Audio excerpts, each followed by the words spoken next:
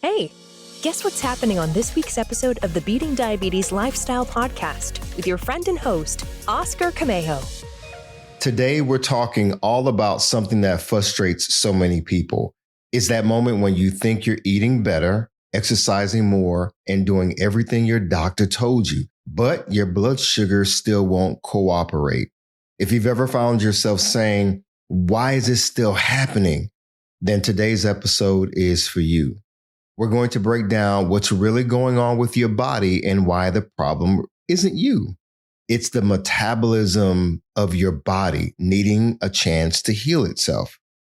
And guess what, folks? By the end of this episode, we're going to help you to understand why your body still struggles and what you can do starting today to get it to respond the way it needs to.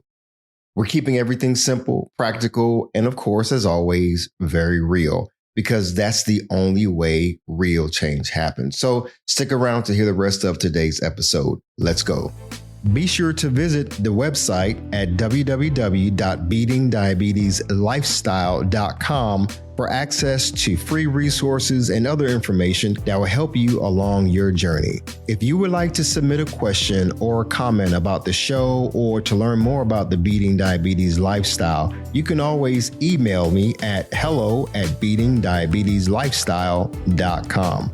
And if you haven't already, be sure to subscribe to this podcast. Welcome to the Beating Diabetes Lifestyle Podcast with me, your host, Oscar Camejo, helping diabetics make lifestyle changes to reverse type 2 diabetes. Folks, I want to remind you that this podcast is your safe space to learn, grow, and as always, take back control of your health without guilt, without shame, and definitely without feeling overwhelmed, because I wholeheartedly believe this does not have to be complicated. Most people never hear about what we're talking about today. They just get told to eat better, lose weight, exercise, and take your meds. But nobody explains the why behind why things are going wrong, even when you try your hardest. So if you're feeling confused, discouraged, trust me, I've been there. I totally understand exactly what you're feeling and what you're going through. You're not broken, so don't believe that you're broken. And you're not a failure just because you had a couple of setbacks and some challenges. Today, you're going to learn what your body has been going through and what you can do about it. Now, listen, we all, when we're first diagnosed with type 2 diabetes, we're thinking about, oh my gosh, I have to get my blood sugar levels under control. So we start doing things and we start doing, quote unquote, everything right.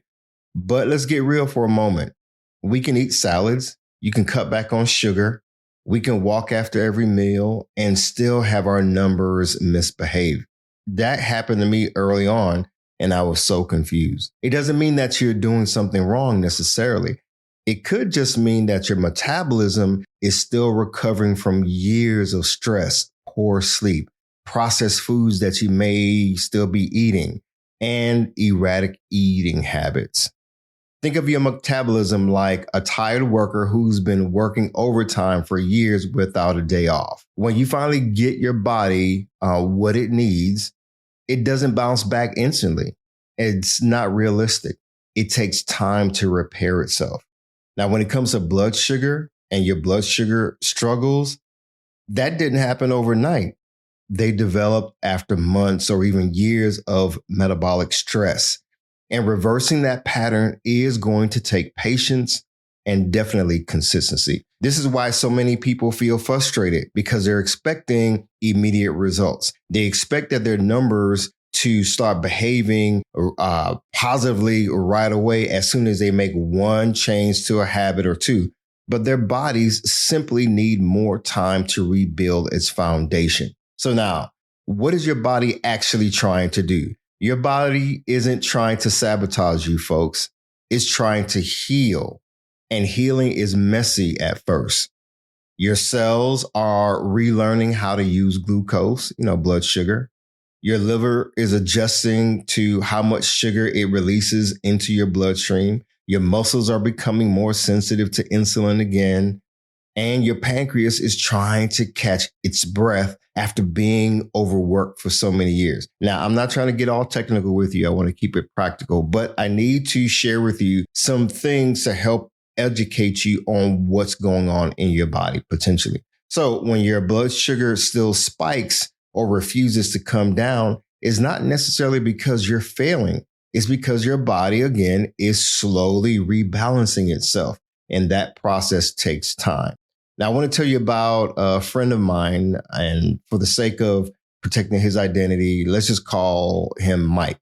Now, I recently spoke with Mike, and he was just sharing with me his story and of weight loss and just dealing with type 2 diabetes, pre-diabetes, and so forth. And it really struck me, and I wanted to share his story with you. I did get his permission, so hang tight for a little bit.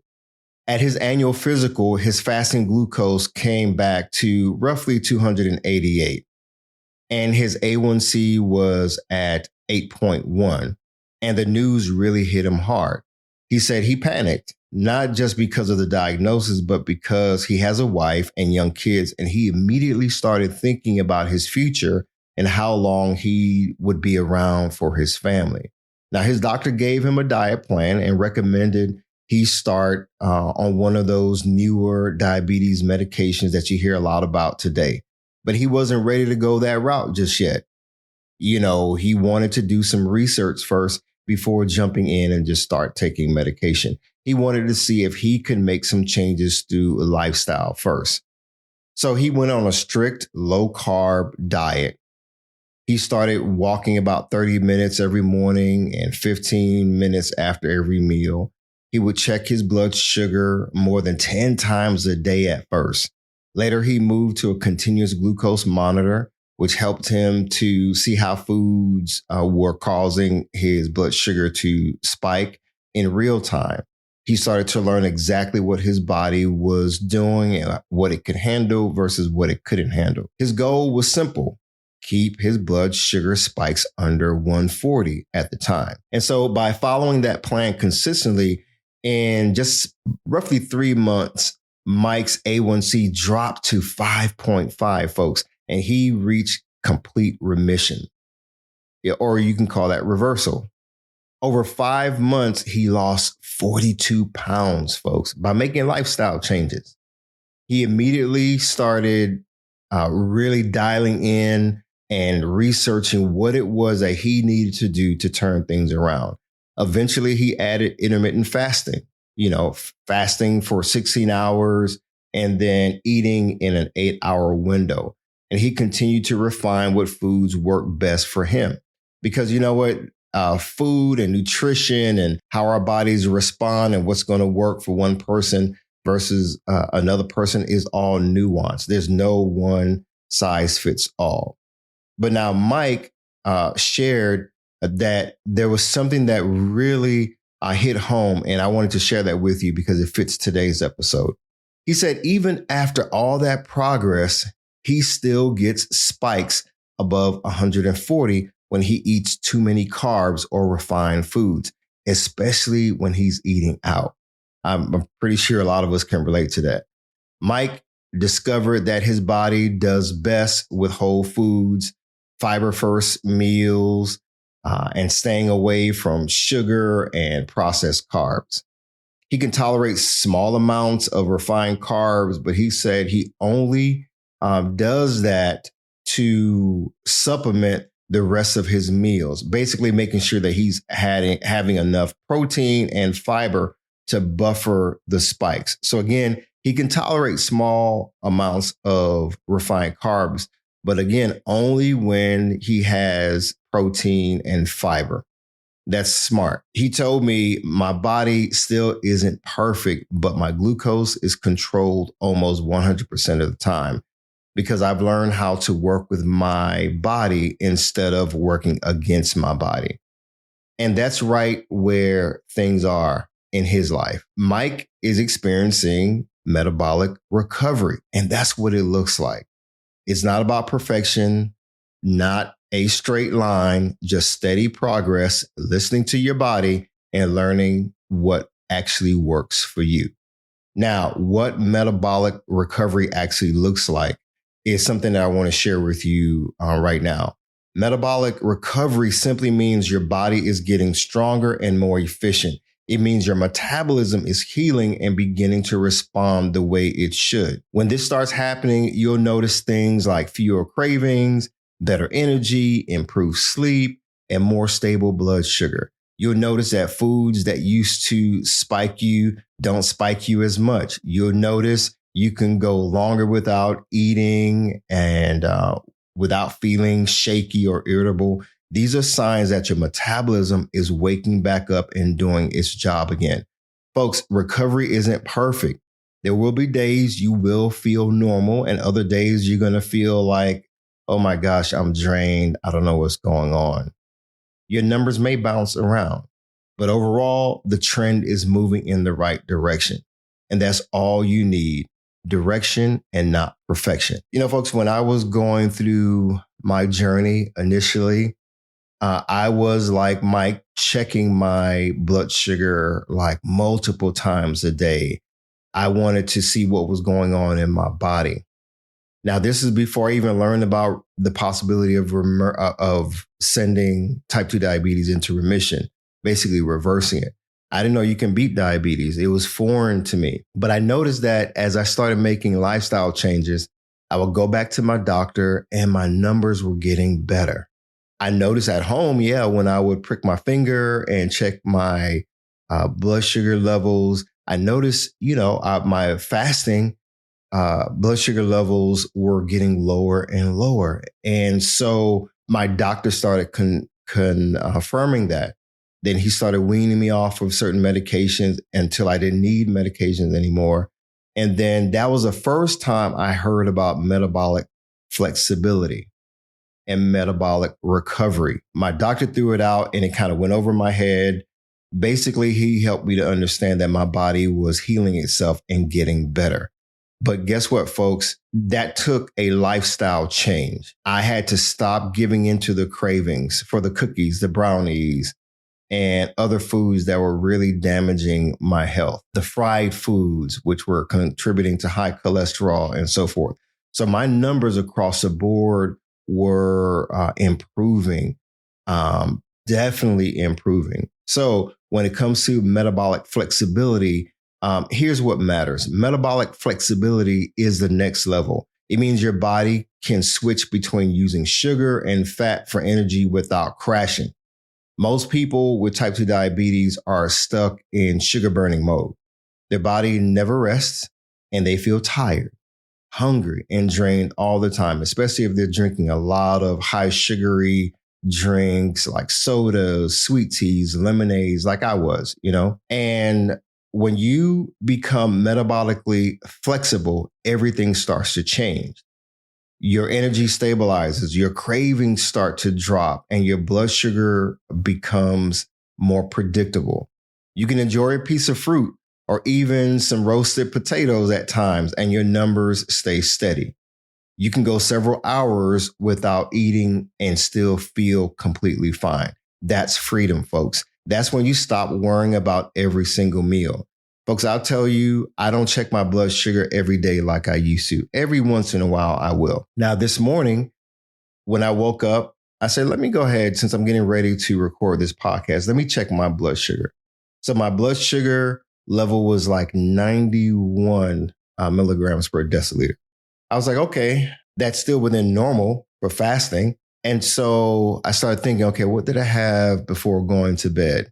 I know I had some fruit. I had some grapefruit. That glycemic load, or basically how much fructose and glucose is inside that fruit, is pretty high and so forth. So I remember having that. I did have a ribeye last night with some sauteed vegetables, a bunch of vegetables. So I know vegetables are another form of carbs, but they are whole foods that contain a lot of fiber. So I had a lot of protein, a lot of good, healthy carbs. I did have some of the fruit before going to bed, right? So I looked at the timing. I did eat later than I normally would eat. I tried not to eat after 9 p.m. I think I probably didn't eat until closer to 10 and didn't get into bed until after 11. So my point is my higher number of 91 was expected. I was not thrown off. I was not shocked. I was not panicky because I knew exactly what was going on and my numbers are still normal. So what I did, I went out for a long walk. I did over 3 miles of walking this morning. Did not have breakfast, did not have any fruit, nothing. Just went out for a nice walk. I didn't run this morning. I just went to walk, just keep active, keep moving. And then I checked my blood sugar after the walk and it was down to 83 milligrams per deciliter. So my point is, folks, when we start making lifestyle changes and you reach that place of metabolic flexibility, your body can indicate to you and will indicate to you that it is doing better. You'll feel a lot more energy. You'll feel great, even if you go long periods of time without eating. So this is a goal that I want you to press forward to, getting your blood sugar under control through lifestyle changes. Now, I want to share this with you because I know sometimes you can hear podcasts like this or you see something on TikTok or social media and you see these people who are achieving great things, right? But you may feel discouraged and tempted to give up yourself because you're like, Oscar, I hear what you're saying, but that's just not working for me. Remember, your body is in repair mode. It's going to take time. When you drop off your car to the dealer and they said they need to keep your car for 5 days, that's not what you want to hear, but it's necessary because your car is going through repair mode. Now, when it comes to weight loss and reversing type 2 diabetes, it is going to take some time. It is going to take you pressing past discouragement, pressing past the temptation to give up. So let's talk about something that is honest and real. There are going to be days when you feel like nothing works. Days when you say, why am I even doing this? Days when you feel tired, discouraged, and frankly, ready to give up. I know those days because I've lived them myself. But here's the truth. Those moments don't mean that you're losing. They simply mean that you're human and that you're actually close to a breakthrough. Anytime you try to change your health, your mind will fight back. Your old habits will try to remind you of who you used to be. You're not that person anymore. But you didn't come this far, folks, just to come this far. You've already survived the hardest part, and that is starting. So big shout out to you. Now, if you're feeling discouraged right now, hear me loud and clear. Do not quit on the version of yourself that you've been trying so hard to build. You may feel like your progress is slow, but slow progress is still progress. Every walk, every better food choice you make, every time you check your numbers, it all counts. Your body is healing, even when you can't see it. And healing takes time. It takes patience. And it definitely takes grace. You need to be a little bit more gracious to yourself. Stop beating yourself up. So press past the setback. Press past where you are right now. Press past the frustration and keep going. Because quitting won't make things easy. Because quitting won't make things easier, my friend. But staying consistent will. Now, I want to give you some practical things to help you to get started. I don't know where you are in your journey. I don't know if this is a reset for you. I don't know if this is a time in your life where you're really starting from scratch. Maybe you've recently been diagnosed with type 2 diabetes or pre-diabetes, and this is where you are, and you are feeling discouraged. These practical and simple steps are going to help support your recovery and your metabolism getting better. Don't shy away from going to the doctor. Don't turn your back on good advice. Remember, small steps equal progress.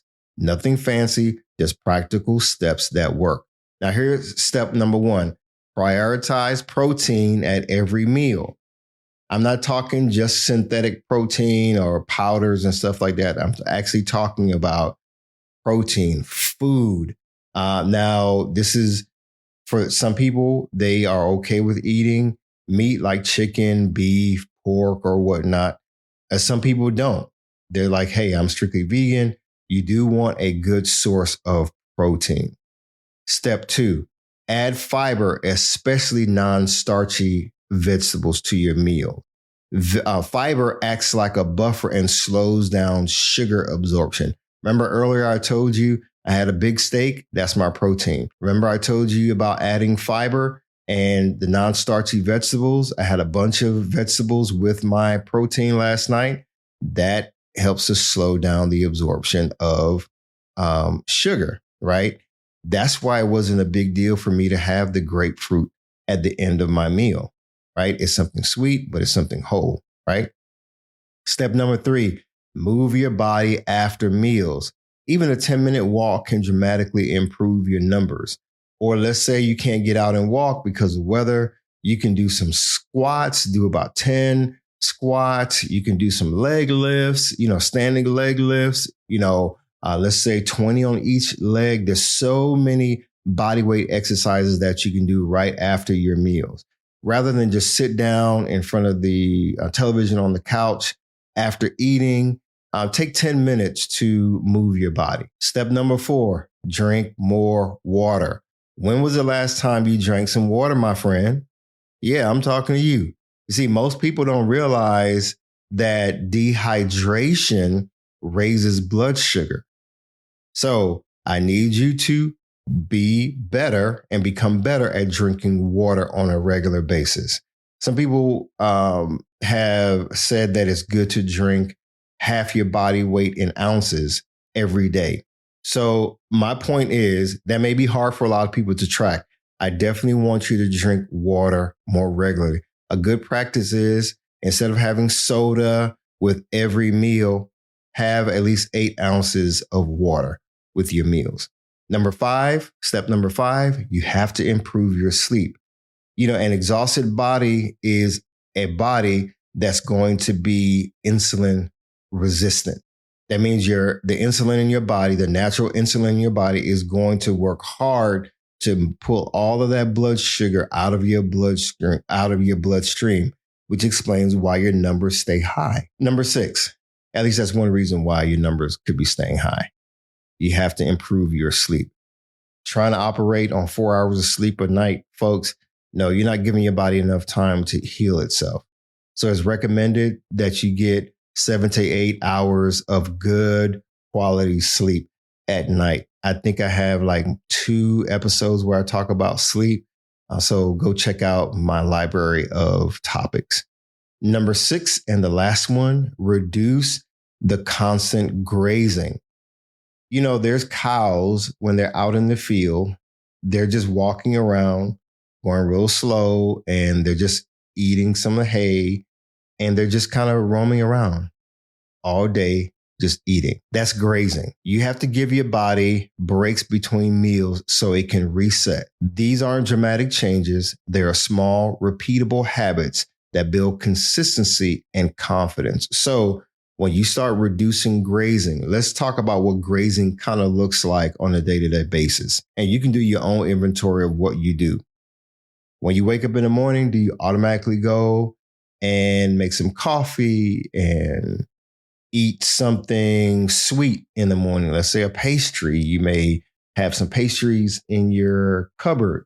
You may have it at home, or your habit is, let me grab something on the way to work. And your blood sugar is spiked without you realizing it. Then when you get to work, you go get some more coffee or whatever you drink in the morning, and there may be some snacks that your coworkers bring. Do you go and eat some snacks? Do you have some snacks inside your desk? You start grazing, or you're eating little by little. Okay, it's not much, so it's not hurting your health per se, right? Or at least that's what you think. And then guess what? By mid-morning, you're hungry. So guess what? You go to the vending machine, or if you work from home, you get up and you go to the refrigerator and you grab something to eat. That may not be the healthiest option. A bag of chips here, some little cookies here or there. It's something to snack on because you were told never to skip meals. Then guess what? By lunchtime, you now have a big lunch, a medium-sized to large lunch. So either you brought lunch from home or you go down to a fast food place during your break and you grab some food. And guess what? You eat that and you may have some soda with it. But guess what? You still don't feel satisfied because guess what? After lunch, maybe 30 minutes later, go back to the snack machine. You see what I'm saying? There's this constant going back and snacking all day. That's what grazing is. So back to step number 6, you want to reduce the grazing. The reason why I'm spending a lot of time on this particular point is sometimes we are not conscious of our habits. We're not conscious eaters. So we could have made multiple trips to the vending machines and to the refrigerator or to the cupboard, not even thinking about how much we're eating because we're still hungry. It happens, folks. And then our blood sugar levels reflect that. So when you give adequate breaks between eating, that allows your body's insulin to go to work to reduce your blood glucose so that by the time you're ready to eat again, your body is prepared for that meal. But if you're constantly eating foods that are high in carbs, maybe high in fat, foods that are starchy, like potatoes, specifically potato chips, French fries, I could name a bunch. If you're constantly causing your body to go to work overtime, remember we talked about the worker that's always working overtime for years. That's what your body's doing. If you don't allow your body to heal or to fast in order to heal, then guess what? You are going to experience spikes. You are going to experience high numbers. So now as we wrap up, here's what I want you to remember. Your blood sugar struggles are not a personal failure. They are simply a sign that your body needs time to heal. Metabolic recovery is possible. Metabolic flexibility is possible. And you can absolutely get there with simple, consistent steps. You're not starting from scratch, and you don't have to start from scratch every single week. You're just starting from experience. Now, folks, I hope you received something of value from this episode. I always appreciate my listeners. This podcast is being listened to all over throughout the United States and literally global. And so I appreciate all of my listeners in Europe, Africa, Australia, South America, here in the North America. I really appreciate all of you all. So now, if this is your first time, I want you to go to my website, and there's a link in the show notes so that you can download a free copy. It's a digital version of my free weight loss planner. It's not just a tracker. It's a tool that will help you to stay focused and build consistency. You know, something about seeing something in writing and writing down the things that you need to do and that you will do to help you not only to lose weight, but to build a lifestyle of good health. You can download it right now at beatingdiabetieslifestyle.com. That's my website. And remember, as always, stay focused, keep moving, never go back, leap forward, bounce back because you can, my friend. And above all else, trust God. You got this. I believe in you. Hi, everyone. Thank you for tuning in to the Beating Diabetes Lifestyle Podcast with Oscar Camejo. We hope you enjoyed this episode. As a reminder, this podcast is intended for motivational and educational purposes only. It is not a substitute for professional care by a physician or other healthcare professional or qualified fitness instructor.